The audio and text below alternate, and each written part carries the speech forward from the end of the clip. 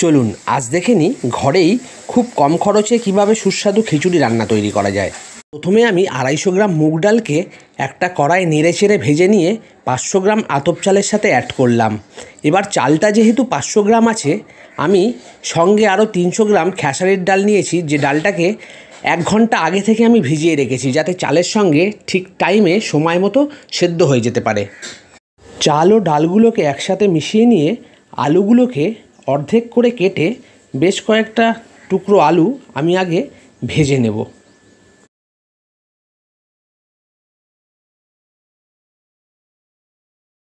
আলুগুলো মোটামুটি ভাজা হয়ে গেলে সেই আলুগুলোকে একটা পাত্রে তুলে নিয়ে চাল, ডাল, ওই আলুগুলোকে একসাথে দিয়ে আমি গ্যাসে বসিয়ে দেবো। চাল ডালগুলো যখন ফুটতে শুরু করবে, তখন অন্যদিকে একটা পাত্রে 2 চামচ আদা বাটা, পরিমাণ মতো হলুদ, হাফ চামচ শুকনো লঙ্কা গুঁড়ো, হাফ চামচ জিরে গুঁড়ো, হাফ চামচ ধনে গুঁড়ো দিয়ে তার উপরে একটু জল দিয়ে আমি মশলাগুলোকে একটা পেস্ট তৈরি করে ফেলব।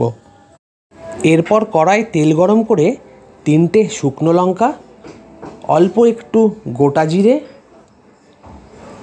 2-3টে তেজপাতা ও কেটে রাখা একটা মাঝারি ধরনের টমেটো কুচি ও 4টে কাঁচা লঙ্কা এর সাথে দিয়ে একটু নেড়ে চেড়ে নেব। এবার পরিমাণ মতো নুন ও পেস্ট করে রাখা মশলাগুলোকে দিয়ে ভালো করে নেড়ে চেড়ে এই মশলাগুলো কষিয়ে নিতে হবে। একদিকে এই মশলাগুলোও কষতে থাকবে এবং সাথে টমেটোগুলোও সেদ্ধ হবে। খিচুড়ি এমনিতেই অনেকে পছন্দ করেন, তার উপর যদি মেঘলা ওয়েদার হয় কিংবা বৃষ্টি হয়, তাহলে তো আর কোনো কথাই নেই। মশলা কষা হয়ে গেছে, টমেটোগুলোও সেদ্ধ হয়ে গেছে। এবার আমি এই মশলাগুলোকে নিয়ে লো ফ্লেমে থাকা চাল ডালের সাথে, যেটা প্রায় সেদ্ধ হয়ে গেছে, তার সাথে অ্যাড করব।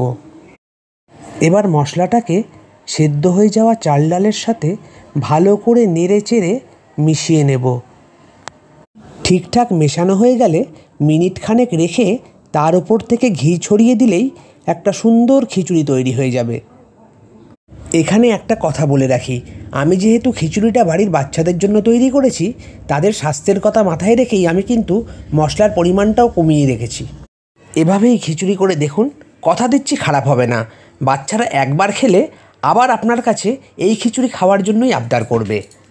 আশা করছি আমার এই ভিডিওটা আপনাদের ভালো লাগবে, তাই আপনাদের কাছে আমার আবেদন, আমার চ্যানেলটাকে সাবস্ক্রাইব করে বেল নোটিফিকেশানটা অন করে নেবেন। ধন্যবাদ।